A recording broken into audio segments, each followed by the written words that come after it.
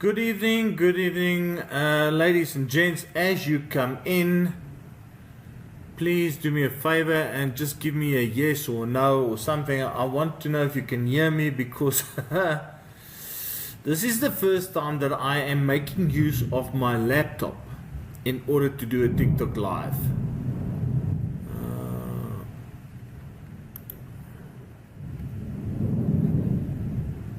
Don't show me.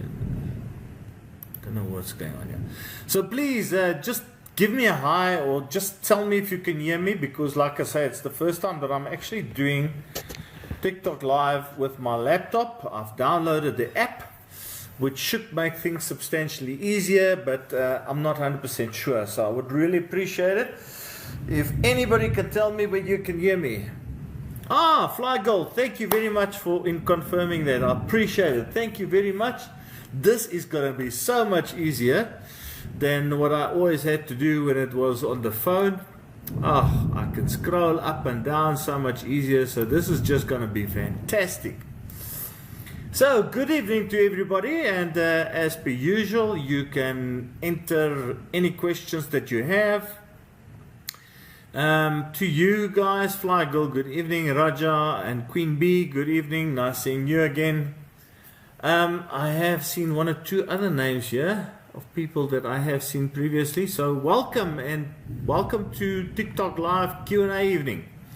Please do let me know what questions you may have.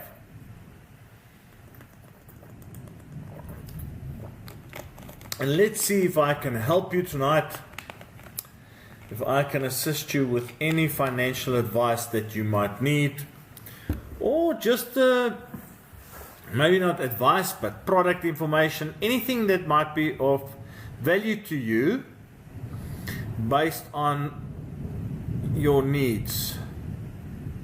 Let's see. Good evening, John, Neward, Jay-Z, everybody. Cornay, are you a financial advisor specifically? Yes, Flygirl, I am indeed a financial advisor. Started off many years ago as a broker consultant for 5.5 years, and then I moved into the financial services industry as a financial advisor. It has been 27 years this year since I started doing it. So with the 5.5 years that I was at Old Mutual as a broker consultant, and then the 2.5 years I spent in the bank, that means I've got 35 years experience. So been there for quite a while. Why? Do you want to become a financial advisor, Fly Girl? You're welcome to talk to me. I will help you and guide you a little bit, okay? Okay, let me see if I can get this. Oh, that's how it works. Okay, I got it. I'm figuring it out as I go. Okay, I'm figuring it out as I go. Mabasu has joined us, Dudu has joined us, Jean has joined us. Slowly but surely the people are picking up, so folksies, say hi. Hi. I don't know if that works. Oh, it does. Okay. I can see that's the thing with technology. It takes a bit of time, but when you start learning it, it's actually a lot of fun. So I'm trying my best here to say hi to everybody as they come into the meeting, greet them, ask them to make comments, Okay, so that's how it works. Okay. We are getting there. Tulas, you have joined. Good evening. Brahm has joined. Joseph has joined. Good evening, everybody, and welcome to Thursday Night Live. Please do not hesitate. Any questions you have, and yeah, please tell me based on. I hope this. Yeah, that's a bit better. Just a touch better because that was very bright in my eye. There you go. Flygirl says, do you only provide financial advice for higher income holders or anybody? No, I don't mind. I love giving advice. I will give advice to anybody. You don't have to be a high income earner. You must just be willing and committed. And most of all, that I beg everybody is, don't waste my time. That's the only thing. So I will gladly assist anybody. I will give advice to anybody, as long as people just don't waste my time. So that's also part of the reason why I have implemented a consultation fee for the first consultation, because people that just want to use your time, ask questions, whatever the case might be, they won't pay for a consultation. But somebody who is really serious about their financial advice, they won't mind paying for a consultation. So I do that these days. Okay, Chad has joined, Chakiti, Big Bongs, Shane, good evening, folks. What new message? Did I miss a message? It cannot be. I did not. Erika Becker, Charles, good evening. How's it, Tito? Sands, good evening. Okay, now we've got a question here from Madlomo, sorry about that. Woo, nice storm happening here in Krugersdorp.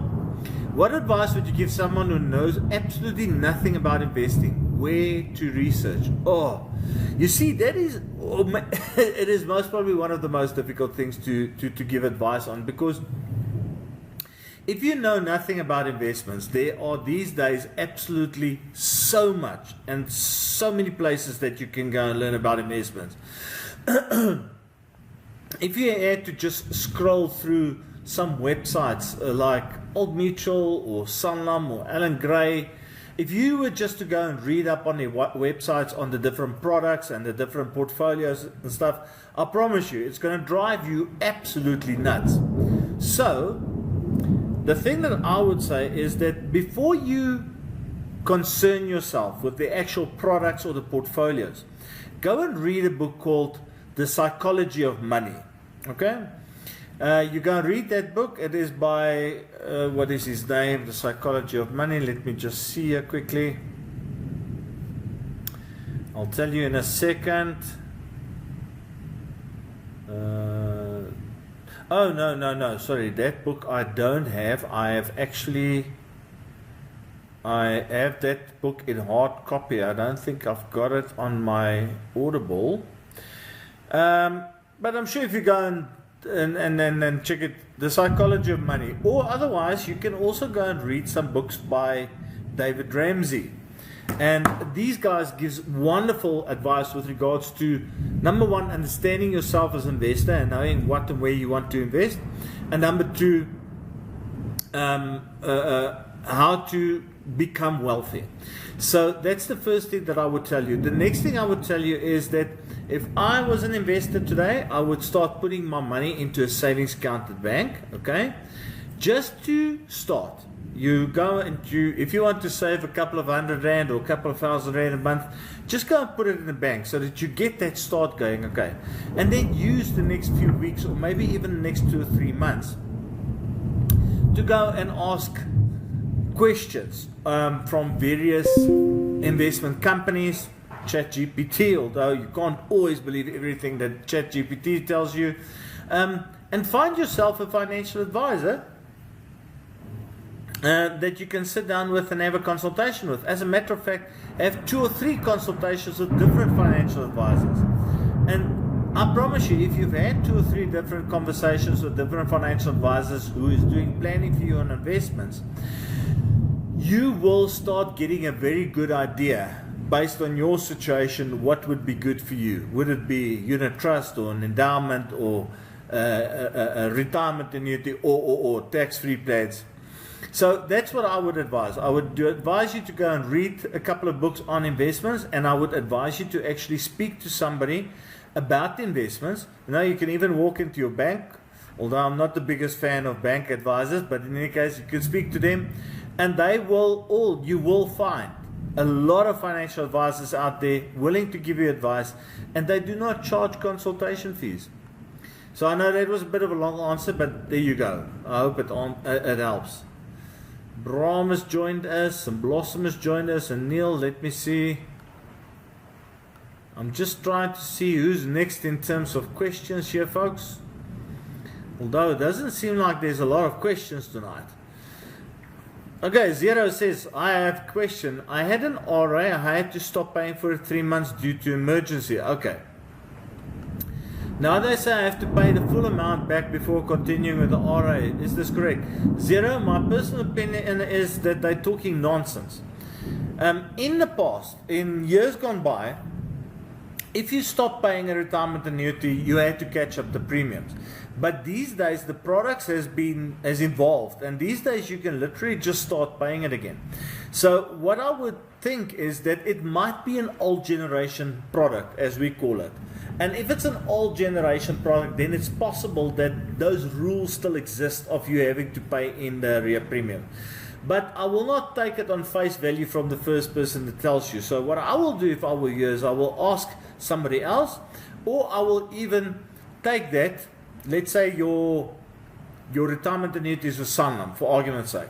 I will contact Sanlam and speak to their client services or a financial advisor from Sanlam, ask them to have a look at my retirement annuity and then give me their opinion. That's what I will do if I were you, not just accept it. Because as far as I'm concerned, most retirement annuities these days, you can just start paying premiums again. Yes, there are certain circumstances when you can't start paying premiums again, but that is normally when you haven't paid for 24 months and stuff like that, and you have to start a new one. In any case, what happens if you do not want to pay it anymore? Do I lose the money? No, you do not lose the money. Whatever is in your retirement annuity and whatever growth you've had in your retirement annuity, that stays there.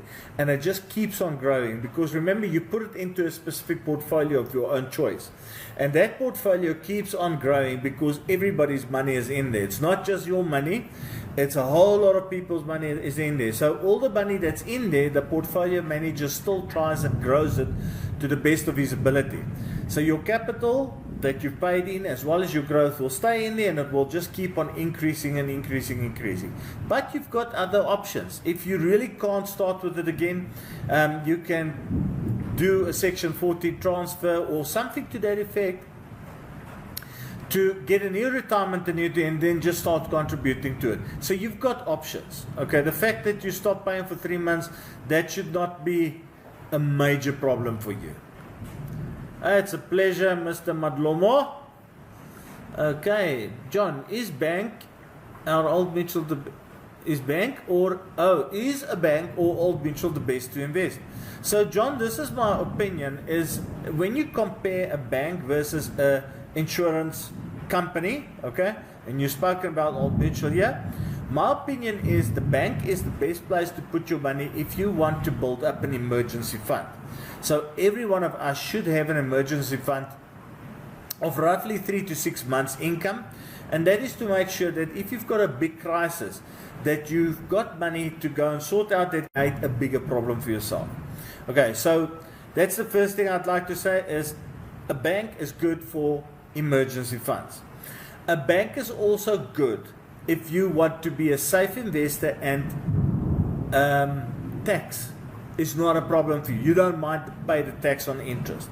So that's the other alternative, or that's the other option when a bank is good for you. Any other situation, any other situation, if you want proper capital growth, if you want to ensure that your taxes is minimum or nothing, if you want to invest for retirement, anything else, you go to the Old Mutual or to the investment company of your choice. That is my honest opinion, John. Hope that answers it. But Tutu, what do you think about Net Group Investment Core Funds? Tutu? So, I actually want to make a video about it. It's on my phone here. Let me tell you quickly. What was the exact numbers? Let me see if I've got the exact number here. Here we go. In South Africa, there are more than 300 investment companies with more than 1,800 unit trust funds. So that is just the unit trust funds. Then we've got bank savings accounts and investments, and we've got endowment, or not endowments, endowments, portfolios, and then you've got alternative investments. So what I'm trying to say to you, Mr. Mtubu, is there is thousands and thousands and thousands of investment portfolios out there. I do not know all of them, and I do not know all of the Nedbank funds because I don't make use of the Nedbank funds. I personally have a selection of funds that I use for clients based on whether the client can take high risk, low risk, or medium risk. And I concentrate on those funds. And every now and again, I might find another fund that is performing better or is showing better potential, or somebody tells me about something and I go and investigate. If I like it, I add it onto my portfolio of funds that I offer clients, but I don't know all of them. So what I'm saying to you is I can't tell you. But I think the easiest way to determine that is that one should go and pick a specific fund from Nedbank and then compare it to some of its competitors in the market and see how it compares. So I know I'm not answering what you wanted to hear, but I'm trying my best to explain to you why I can't really answer it, okay? Let's see who is next tonight. Zero says 100% understand, thank you very much. It's a pleasure, it's a pleasure, it's a pleasure. Who's next in terms of questions? Gabriel, yes, it's me has joined. Good evening, we're glad it's you. Wonderful, okay. Anybody else? Wow, lots of people coming in, lots of people going out. Here we go. Lawaganda. Okay. My question is coming from a naive person. If you bank outside South Africa, does SARS have jurisdiction to it? So, if you bank outside of South African borders, the question is not where you're banking. The question is where you generate your income. Okay, so that's the question.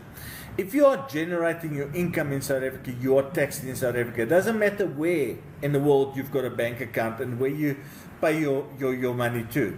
If you've got a bank account outside of South Africa and you are taxed in that country because you work there, then the money, because it's going into that bank account, you won't be taxed in South Africa. So it depends on where you generate your income, whether you pay tax or not.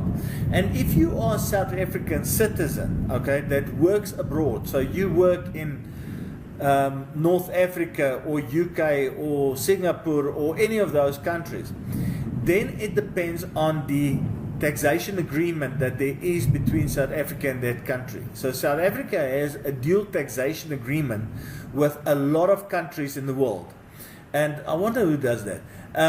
And that joint taxation agreement basically says that if you're a South African citizen working or earning your money outside of South Africa in another country, you get taxed in that country up to a certain limit, and if you earn above that limit that has been determined by SARS, 1.25 million, then anything above that you could potentially be taxed in South Africa. But it goes even further to say if you were already taxed for the amount, the difference is only what you get taxed on. So it's a bit of a long question. It becomes very technical when it comes to taxes and investments inside and outside South Africa. Long and the short is, the bank account and where that's held does not determine where you are taxed. It's where you earn your income that determines that. Okay. Let's see who is next. Oh man, I must say, this is so much easier than battling with my cell phone, which I have been doing for weeks and months. Mario, how much tax-free can I withdraw from a preservation fund? So Mario, preservation fund works exactly the same as pension funds and retirement annuities, which means that you cannot withdraw anything,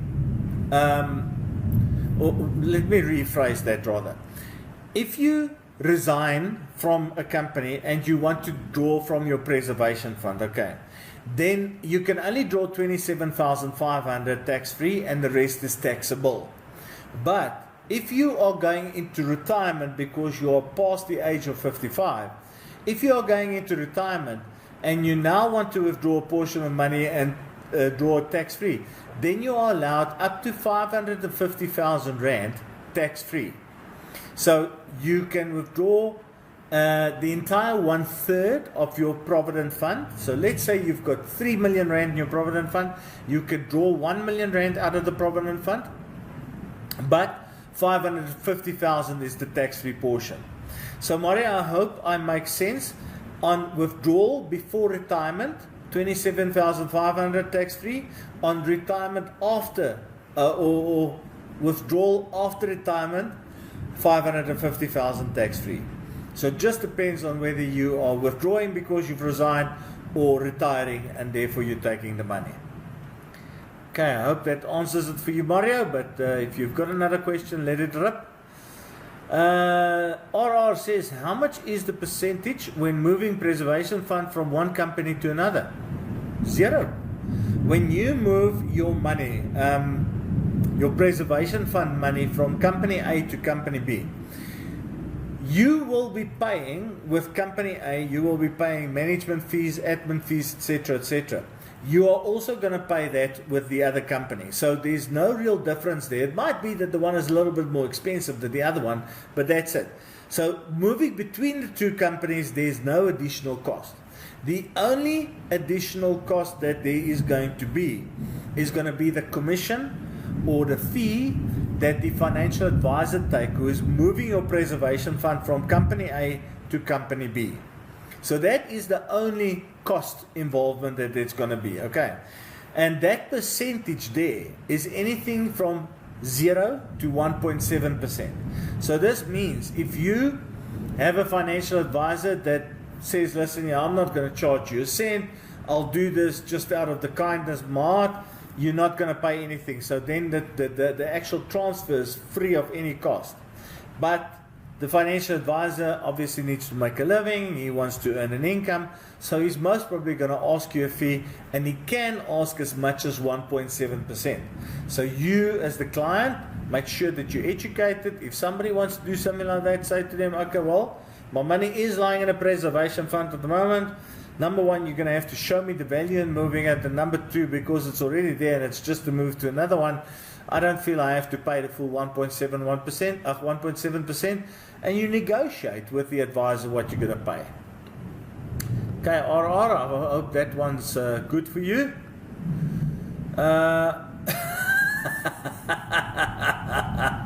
Bykie says, hoe kry ek dokumente by die GPF uit? Okay, Bykie, I'm going to answer in English because most people are English and that's basically the acceptable language. So, how to get documents from your GPF? You have to go and speak to your HR department. They have to send it to you. There's no financial advisor that has access to the GPF and the administration, so no advisor can help you to get that. So, go and speak to your HR department, and they must give you the documentation that you have to complete in order to do your resignation or retirement. And how do you get it back to them? Same route. You go back to your HR department and you submit your documentation to them and through them. And that's how it works. There's unfortunately no other way to do it. You work through the channel that has been given to you. Mario, happy if you understand. Fantastic. Thank you very much for letting me know. Rita, good evening. Papa, good evening. Ooh, lots of people joining us. Hey, that's lekker. Lekker. Let's see who is next with a question. Oh, Bykie says thank you. So she got what she wanted. Great stuff. Wow. And there's no further questions. Oh, is this going to be an early night? Can I say goodbye and go? Or is there any other people that's going to ask any questions that I can try and answer for them tonight? Let's see. That guy joined, that one joined. Levo says, my father retired in February, but until now GPF has not paid him out. Wow. That's terrible. If your dad retired in February, I mean, we are 9 months down the line, they still haven't paid out. Yeah, that's not lekker. Look, I know, I've heard of I've heard of instances where the GPF has been really slow in the administration, and therefore getting people's documentation sorted out, but 9 months is really ridiculous. So my personal opinion is when it gets to something like this, then it means that the people that's working with it, they're not doing their job, or there's a problem that has come up and they're just hiding the paperwork, they don't want to deal with it. So it's now going to be dependent on your father, and if your father takes you with, it's going to be dependent on your father to go into the GPF offices and insist on speaking to somebody that can help him. And when I say insist on speaking, when you walk into their offices, I've been to a couple of GPF offices, always walk in, there's a reception, okay, go and sit there, we'll get you somebody to talk to you. It's normally an admin person that's going to come and talk to you. Sometimes they've only had a short period there, and then they're going to tell you, yeah, it's part of the process or this, that. You just don't accept it. You just insist that you want to speak to somebody that is in management, that can make decisions, that can make things happen, and you have to be adamant about it. That is unfortunately what you're going to have to do, is you're going to have to start putting pressure on them. Yes, you can try phone calls, you can try emails, you can try whatever is necessary.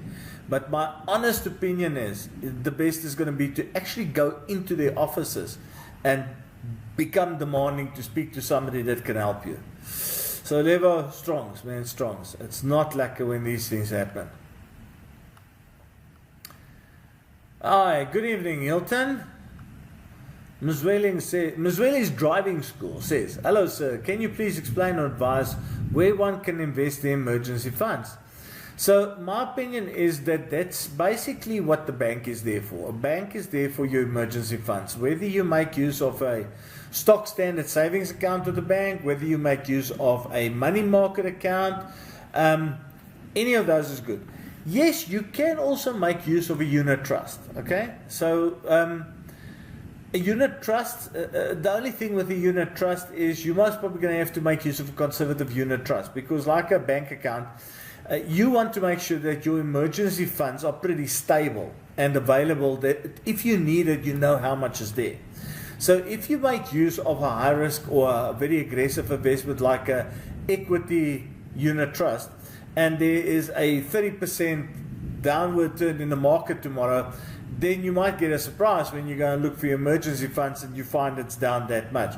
But if you do not have a problem with taking that risk with your emergency money, then I'll say make use of a unit trust there, because then you can potentially get higher growth and the money is there. And a unit trust, to withdraw the funds from a unit trust, it takes 72 hours to 7 days basically, depending on which company you work with, how fast they do the paperwork, etc., etc. And basically there is just about no emergencies where you need money like in now. So if you're going to make use of a unit trust, not a bad idea, but the best place for an emergency fund, I personally think, is the bank, so that you have easy access to it. That is what emergency funding should be, or where it should be, somewhere where there's easy access.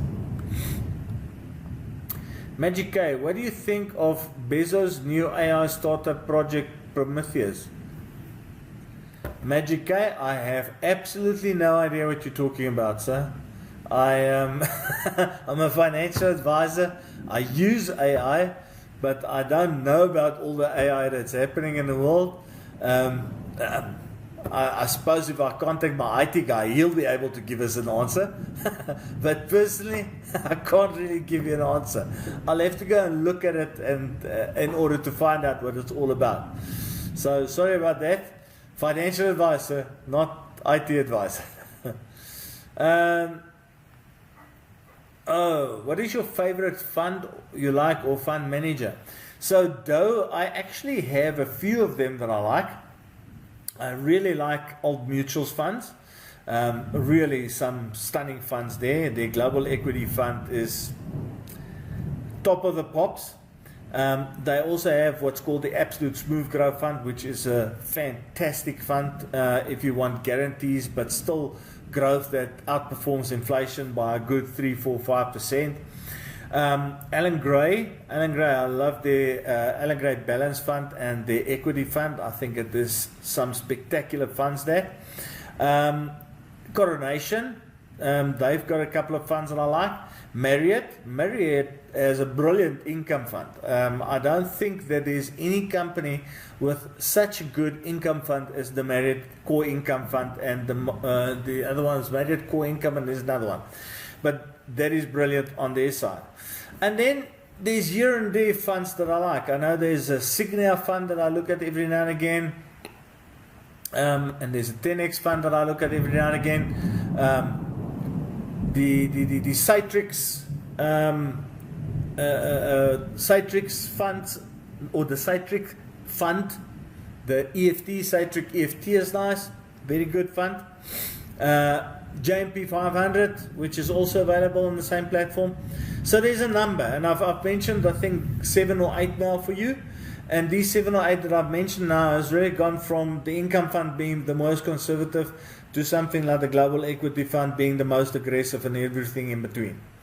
And yeah, I try and match what the client's need is with the fund that is going to be best for them. So there you go, Doe. I hope that answers the question for you. Magic K, someone told me about investment funds, might be federal, was thinking of investing in UAE funds.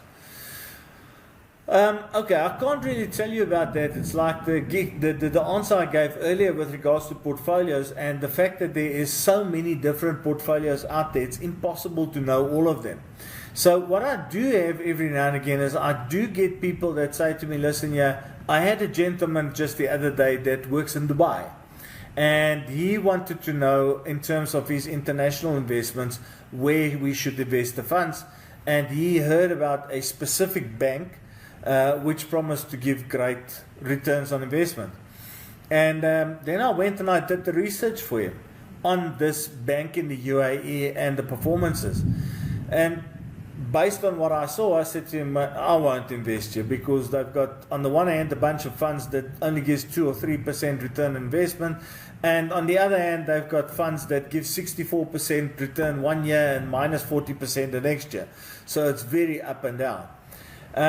So once again, when you speak about UAE funds, if you tell me what UAE funds you are looking at, I will go and check it out for you, and I'll come back and I'll give you an honest opinion. I'll tell you what I think about it. Magic K, for Golden Visa to save on Texas, but not sure how it works. Once again, Magic K, you kind of lose me when you talk about stuff like that.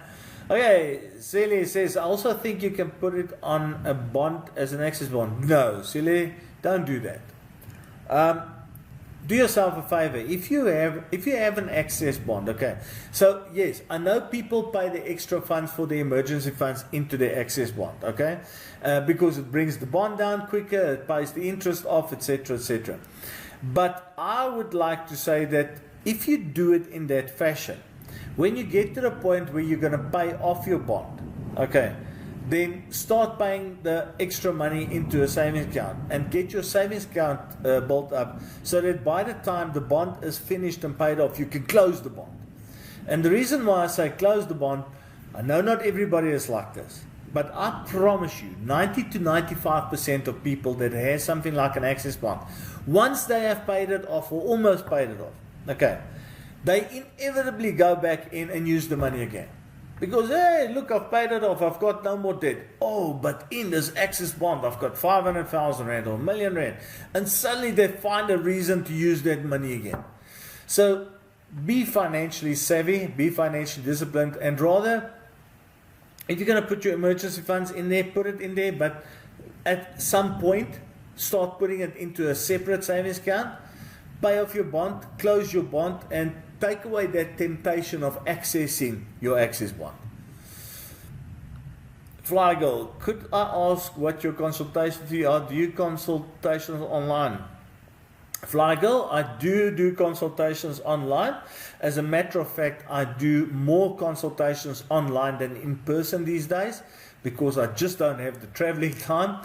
And over and above that, I do a lot of consultations for people all over South Africa and, as a matter of fact, all over the world. Today, I actually had a meeting with clients of mine that is in Singapore. And tomorrow, or not tomorrow, next week, I'm having a meeting with clients in the Philippines. So I have to do it online, or I have to do a lot of my meetings online. Consultation fee, straightforward, simple, 1,500 Rand for the first consultation. And in this first consultation, I do an information gathering session with you, I do a planning session for you, and I do give you a feedback session. Now, if we cannot fit everything into that meeting, well, then I do either just the information gathering or the information and planning, and I do a follow-up meeting with you in order to give you the feedback, and that's all part of this 1,500 Rand initial consultation fee. So, short, bit of a long answer maybe, but maybe it's just a good idea to explain it like that. Well, great advice. Is it advisable to take credit account for emergency funds instead of saving in a savings? No, I don't think that it's advisable to take a credit account for emergency funds. And the reason why I say so is, if you go and save money for emergency funds in a savings account, okay, let's say you get bad interest, you get 4% interest, at least you're getting 4% interest. If you make use of a credit account will most probably be something like a credit card or a personal loan. Then what happens is, once you use that credit money, you're going to pay anything from 20 to 23% in interest. So you are paying 16 to 20% more than what you would be getting in a savings account. Okay, so that's the first thing. The second thing is, even if your credit card is paid up and you don't owe a cent on it, and you put this extra money in there because this is now your emergency fund account, you don't earn any interest. You get absolutely no interest. So the credit card is in all circumstances not of any value when it comes to emergency funds. So no, I won't do that. As a matter of fact, I advise people, if they cannot or if they're not good with their financial discipline, I advise people to pay off their credit cards and to cut it up. That's one of the best ways to become financially savvy. Are RAs really worth it? Oh yes, Mtutu, RAs are absolutely 100% worth it. So let me just, I'll give you a quick explanation. Let's say you contribute 10,000 Rand for a year to a retirement annuity, okay? And that 10,000 Rand, you are on, let's say you are on a 31% tax bracket, okay? If you get 10% growth on your 10,000, you get 1,000 Rand in growth, 10%.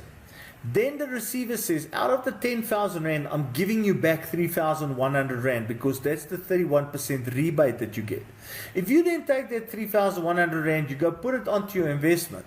After 1 year, your 10,000 Rand is worth 14,100 Rand.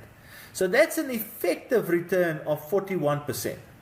So absolutely, 100%, it is worthwhile. The reason why people don't see the value in retirement annuities that there is in retirement annuities is because that rebate, that 3,100 Rand they get back at the end of the year, they go and spend it on Christmas presents and parties and whatever the case may be. Other people don't ever see it because their accountant has already calculated that rebate into their monthly salary. So instead of that person, 3,100, what does that give us on over 12 months? Oh, hold on for a second. My maths is a bit difficult this time of the evening. 3,100 divided by 12. Okay, 258 Rand. Okay. So in some instances, the accountant already go and calculate that into a person's income. So let's say your take-home salary is 30,000 Rand per month, for argument's sake. But the accountant has already calculated that 31% rebate into your salary. Then it means that you are getting out 30,000 Rand, but you should have gotten out 29,000 742 rand. Okay.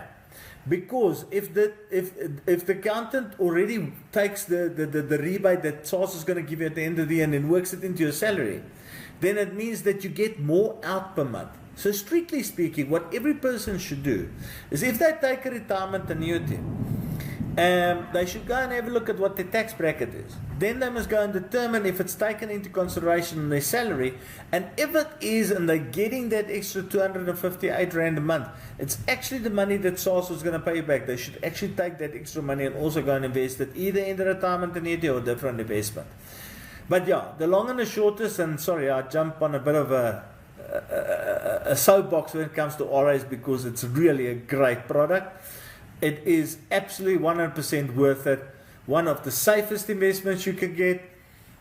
Tax, fantastic. Growth, fantastic. And one of the most important things with retirement annuities that people don't realize is a retirement annuity is one of the only assets that you ever have that's guaranteed to be protected against creditors.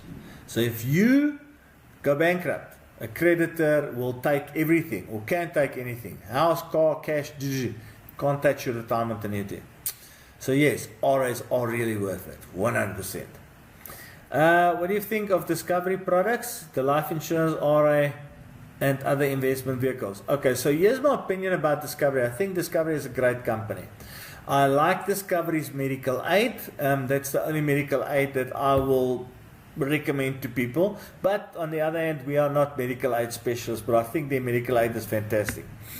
When it comes to their life products and their retirement investments, my personal opinion is that it's good products. I just don't like the Vitality impact on the products because it makes it complicated. There's plenty of rules and if you use Vitality well, if you use it good and you become a gold or platinum or diamond member, I can't even remember all the stages, it is the best products under the sun. It doesn't matter which one you talk about. It doesn't matter if you're talking about the life product, the RA product, or an investment. If you make use of Vitality the way you should and get your status way up there, best products in the market. But if you don't, then it's not so good. Because if you are a blue member or something like that, you are going to end up paying more and you're not going to get the benefits and you're paying for the Vitality benefit. It just doesn't make sense to me. So I think Discovery is a great company. Product-wise, like I say, sometimes I'm a bit 50-50 just because of the Vitality aspect. And I will have a very in-depth discussion with the client about the Vitality aspect, and they have to understand very well how big the impact of Vitality is on their investments, RAs, and risk before I would, with peace of mind, recommend the product to them. It's all about the client at the end of the day. What do I think of Signia's pension fund? Jaco, I think Signia's pension fund is good. At the end of the day, they are a good administration company with good portfolios. The pension fund is always going to depend on the portfolio that they've given you. So as a company, Signia and their administration is great. The actual pension fund that a person belongs to and how good I think that is going to depend on the portfolio that you are in. I might sit here and tell you that I think Signia's pension funds are the best things in sliced bread, and you can't understand it because you're sitting and you're getting a return of 7% or 8%. And you say, but this can't be because I'm only getting this small 7 or 8%. But maybe you are in a money market account. You hear what I'm saying? You may be in a very conservative account or portfolio and you just don't know it. So you think this is rubbish, it's not performing, I hate this. In the meantime, you're just in the wrong portfolio. But long story short, I think it is a very good company with good fees. As you said here, some of the lowest fees. I think it's a great company. It just the actual performance is going to depend on the portfolio. And since you're mentioning lowest fees, I try and get clients not to look at the fees so in depth. Because I can go and give you a money market account with various investment companies at the fee of only 0.6%. Okay? And I can go and give you an equity fund at a fee of 1.75%. So from a fee perspective, it's better to take the 0.6% money market investment instead of the 1.75% equity investment. But the money market investment at 0.6% is only going to give you a 7% return. So 7% minus my 0.6%, I walk away with an effective 6.4%. On the other hand, on my equity fund, I'm paying 1.75% in cost, but the return is 12%. So 12% minus the 1.75, I end up with 10.25%. Now, I don't know about you. There's a discrepancy of 1.15% in fees between these two, but the 1.75% fee is still worth paying because the return is 4% higher. So don't steer yourself blind when it comes to fees. And I hope that little explanation will actually give a lot of people a bit more food for thought when it comes to fees. I'm not saying fees is not important. I'm just saying don't let that be the deal breaker for you, because you can save yourself poor because you don't want to pay fees. Is there penalties if I decide to sell a property that I have had for 3 years? No, there's no penalties. At the end of the day, if you sell a property after 3 years, what you're going to get is what the market is going to offer you. So there's no penalties per se. The only thing that happens is, are you going to get the value of the property that you're hoping to get? And yes, there's going to be fees. There's always going to be fees to cancel the bond and stuff like that. But for all intents and purposes, as long as you're selling it for more than what you bought it for, you're making a profit, and that's what's important. So I hope that answers your question, Slankla. I withdrew from my investment account at Old Mutual. They said I must surrender the account. Well, I can't tell you whether you should have or should not have. If we are talking about surrendering, we're normally talking about unit trust or endowments. And basically, the rule says that once that product has gotten to its maturity date, it becomes what they call open-ended. So it means that your money can just lie there and keep on growing, and you can draw when you want, as much as you want, once off, ad hoc, monthly as an income. So no, I cannot see why you had to withdraw the money. Or why you had to surrender the account. I think it's very possible that somebody gave you the wrong advice because they didn't know, or they gave you the wrong advice because they were hoping that you're going to take the money and reinvest it with them. RAs are the best, S&T, I agree. Kunta says, for example, if I'm paying an RA monthly, can I still put a lump sum in it? Yes, absolutely. So with retirement annuities, okay, the only real rule with the retirement annuity is, in terms of contributions, is that you can contribute 27.5% of your gross income, and then you will get that full 27.5% as a tax deduction at the end of the year. And if you earn a very big income, then that 27.5% is limited to 350,000. So if you contribute more than 350,000, you can only deduct the 350,000. So if you're contributing on a monthly basis to a retirement annuity and you haven't paid in your 27.5%, then you can add a lump sum. And a lot of people do that every year in February. We normally call that the RA month, because that's when people go and put into their retirement annuities what they can to get the maximum tax rebate.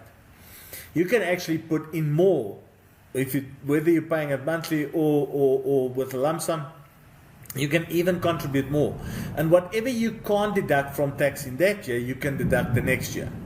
And if in the next year, okay, you've also contributed the maximum more, it just keeps on rolling over and over and over and over. And when you get to retirement, all contributions that you've made to a retirement annuity that you couldn't deduct over the lifetime, you can now take tax-free.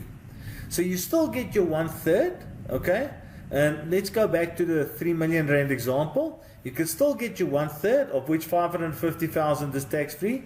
But if you have put in 1.5 million rand in contributions that you didn't get as tax deductions, it now means that your full 1 million rand is tax-free. Plus, on the 2 million, there's another 500,000 rand that you also haven't got in your tax rebate. So you start getting an income from that. And it's a tax-free income until the full 500,000 rand has been used. And only then do you start paying tax on your income. So you can put in monthly, and you must just decide when you do your planning whether you are doing just enough for the rebate or whether you want to do more for further rebates somewhere in the future at retirement. 10X is better, isn't it? 10X is a great company as well. I'm not going to disagree with you. I am not so 100% sure that I believe in their investment philosophy, but the returns on investment is fantastic. Cannot disagree with that at all. Pleasure, Yaku. Anytime, sir. What is the best SWR on a large capital to beat inflation? We use a lot of abbreviations in the industry, okay? I know that. RAs, EACs, ROI, there's a lot of abbreviations, but even I don't know all of them. And whoever has put in here, what is the best SWR percentage on a large capital to beat inflation? I don't know what SWR stands for. So if you can put it in the chat quickly, maybe I can try and answer you. Do you advise, Celia says, do you advise that one chooses conservative investments in pension fund in their 20s and go aggressive at 40? No. If you go into your pension fund and you're in your 20s, I say go aggressive. And I will advise people to go aggressive in their pension fund for as long as they're going to be in the pension fund. I will only start considering moving from aggressive funds in a pension fund to more medium or low risk conservative funds when I am about 5 years from retirement. And maybe not even then, maybe even only at 3 years to retirement. So when you go into a pension fund, my recommendation would be, especially if you're young, go as aggressive as possible, keep it in the aggressive portfolio so long as possible. And only literally when you get to those few years before the actual retirement, then start considering the move to something that's more medium or low risk. Jaco says Discovery has insane fees. First year is 16%, signing scale to 3.5% till retirement. Jaco, look, I didn't want to mention anything about the fees about Discovery now, but my personal opinion is also that their fees are a bit high. But I honestly have never seen the 16% and 3.5%. If that's true, my good sir, then Discovery will get some serious flack in the market. So I'm wondering if the fees are actually this, or if there's a specific reason why the fee show is this, or you think. And I would love to see, Jaco, the product that you're referring to that has such high fees. So if you don't mind, you can go to my profile. My WhatsApp number is there. I would appreciate it if you reach out to me and maybe give me some more context. I would really love to see it.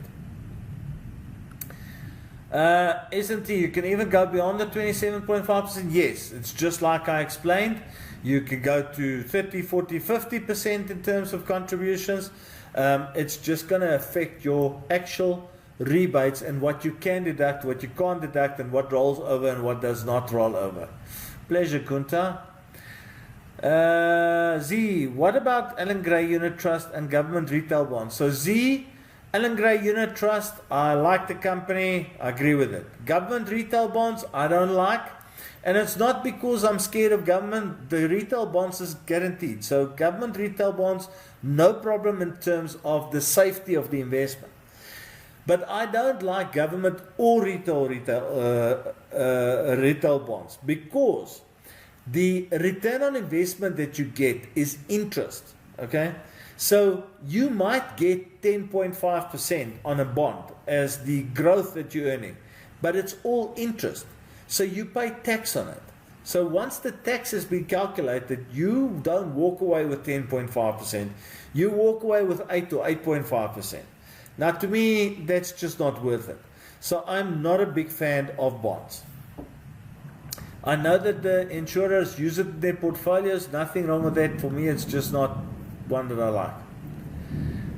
Thank you for agreeing with me. If your aura is aggressive, would you not be more likely to lose a lot out of your portfolio? No, you won't be, Fly Girl, because there is this thing called Regulation 28. And Regulation 28 stipulates that your retirement annuity can have a maximum of 75% shares in it. And of that, a maximum 45% can be global shares. So the pension fund, what's his name again? I almost want to say the pension fund adjudicator, but that's not the right name. The person in South Africa that has to make sure that companies don't mess around with investments has already implemented the safeguarding of Regulation 28 to ensure that companies do not invest people's pension fund monies too aggressively and create a situation where when they get to retirement that they actually lose out. So no, not at all. Is it best to invest with Liberty lump sum or have investment with your bank that pays interest per month? Sabongi, I can't really tell you because it's going to depend on how big the lump sum is, what you want to use the money for, whether you want to get interest and income, whether you can take risk with it, whether you have beneficiaries. So this question I get so often, is it better here or there? The only way to answer a question like this is to have a consultation with somebody, to have a financial planning session, and then to be able to help somebody. Okay, folks, I say we are about 3 or 4 minutes from the end, so let's see if there's a couple more that I run through here. Hilton, Ombudsman. No, that's not the word I was looking for, Hilton, but thank you for that. That's where you go and you report me if you think I lied to you. Or if you think I committed fraud against you or something like that. Z, what is the best company for retirement annuity? See, once again, the company is not so much the important part, okay? It is the fund that you choose. I can tell you now that, which I can't really name a company because, I can't really name a company. You can't really make one company better than the other. But there are certain companies that I prefer, okay? But I can give you a retirement annuity with one of the companies I prefer, and you can have a retirement annuity with another company that you prefer that I don't like at all. And your retirement annuity does a lot better than my retirement annuity for the plain and simple reason. The portfolio that I chose for you is very conservative and only going to give you 7 or 8% return on investment. But the portfolio you chose with the other company is giving you 10% return on investment. So then they are better than me because of the portfolio, the actual return. So at the end of the day, the company is not the determining factor as to which company has the best retirement annuity. It is the underlying fund, it's the portfolio or the unit trust that you invest your money into that retirement annuity that determines how well your portfolio is going to do. Now, because of Regulation 28, people are limited to the portfolios they can take. So what we do in my company is, when somebody wants to take a retirement annuity, we actually go and play around with a number of funds to try and give them, if they want a high risk or a very aggressive retirement annuity, we play around with the funds and we put together a package to make sure that they have this maximum share and global offshore exposure. And then we say, okay, so we think you must take this, and in here you're going to find there's global equity, there's a balanced fund, there's an income fund, but the structure makes sure that you've got 75% of this, 45% of that, and you can now pursue the biggest growth. That's the important part. Okay, Z. What is the best safe withdrawal rate on interest from a large capital to beat inflation? The stock standard that everybody always says is 4%. Okay, and it's been proven. Mathematics shows that if you take 4% as a drawdown, you will never run out of capital. Your capital will never get finished. You are as safe as houses. But that is also judged against a, let's call it a conservative inflation and growth rate. My personal opinion is that one can go as high as 6%, some cases even 7%, and you're still going to be as safe as houses in terms of beating inflation and getting a decent income. So once again, it very much is determined by the portfolios that you've got that 20 mil in as to how well those portfolios are going to perform. But yeah, I would say I'm comfortable with giving people up to 6% income. 4% is the standard in the market. Okay, I'm a member of EPPF and I have compared it with 10x RA. The RA performance is way better. Well, thank you very much for that, S&T. We love that comment. Okay, folks, let's see. The money is 800k that you want to grow. Okay, Sbongi, I'm not sure where that comes in, but if you're talking about the Liberty versus the bank story, then the Liberty is going to be the better one on 800k, definitely. In the bank, you're going to get an interest rate that is not that high, number one, and number two, you're going to pay that interest. So definitely then Liberty. Signia, very affordable fees. Once again, let's not go into the fees again, but yeah, lots of companies with good fees. Sbongi says, I have a retirement annuity in Liberty for the next 3-5 years. I have no idea what I'm getting from it. Well, then you must speak to somebody who can do a calculation for you and tell you what you're going to get. That's what you must do. Regulation 28, yeah. How do you feel about the add-on that is companies offer to clients, eco bonus, retirement?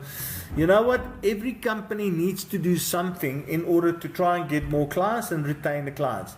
So the bonuses that they offer, I like. What I don't like is how these bonuses are structured with different companies. Because there's a lot of companies that offers you this bonus and promise you this bonus, and then when you go and read the small print, it says, but you can only get this if you stay until retirement. You can only get this if you do this. You can only get this at age 65. That I have a bit of a problem with.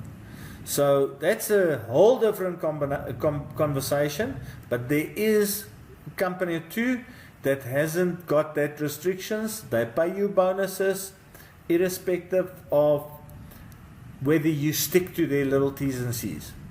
That's the important part. So the add-ons, no problem. Thank you a lot, says he. Some of us have the retirement annuity but don't even know its benefits. There we go. I agree. Folks, thank you very much for joining me on another Thursday evening. I really enjoyed it, as I always do. And now I am finished. It seems like we are 7:05. So now I'm going to sign off, say goodbye, and I'm going to have some supper and go to bed. You must all have a fantastic evening and a fantastic rest of the week. Keep well. Bye-bye.